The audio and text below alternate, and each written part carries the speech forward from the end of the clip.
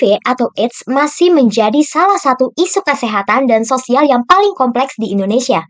Di luar aspek medis, masalah utama yang muncul adalah tingginya tingkat stigma dan diskriminasi terhadap orang dengan penderita HIV atau AIDS atau disebut juga dengan ODHA. Penderita kerap kali menghadapi penolakan di lingkungan sosial, di tempat kerja, bahkan di fasilitas kesehatan.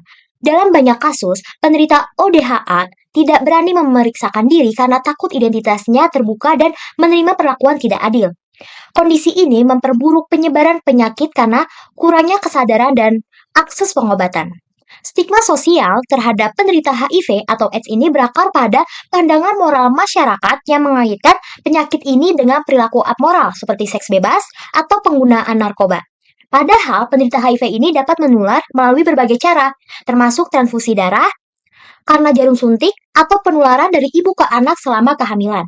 Ketidaktahuan dan prasangka terhadap penderita penyakit HIV atau AIDS ini menimbulkan diskriminasi sosial yang melanggar hak asasi manusia serta menghambat penanganan kesehatan terhadap masyarakat secara komprehensif.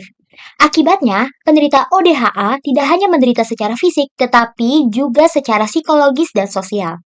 Kalau kita lihat dari sisi hukum, diskriminasi terhadap penderita ODHA jelas melanggar prinsip persamaan hak. Pada pasal 28D ayat 1 UUD 1945 menegaskan bahwa setiap orang berhak atas perlakuan yang sama di hadapan hukum. Selain itu, Undang-Undang Nomor 39 Tahun 1999 tentang Hak Asasi Manusia dan Undang-Undang Nomor 36 Tahun 2009 tentang Kesehatan juga menjamin hak setiap warga negara untuk mendapatkan pelayanan kesehatan yang aman dan tanpa adanya diskriminasi.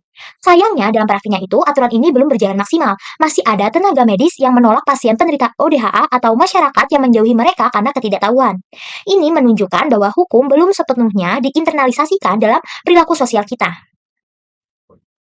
Lalu, apa yang bisa kita lakukan? Pertama, perlu adanya edukasi hukum dan sosialisasi publik yang lebih masif tentang hak-hak penderita ODHA dan cara penularan HIV yang sebenarnya. Kedua, penegakan hukum harus diperkuat. Siapapun yang menolak atau mendiskriminasi penderita ODHA harus dikenai sanksi sesuai aturan. Ketiga, perlu pendampingan hukum dan psikologis agar penderita ODHA merasa aman dan dihargai. Dan yang terakhir yaitu pemberdayaan ekonomi dan sosial juga penting supaya mereka bisa kembali berdaya dan tidak dikucilkan.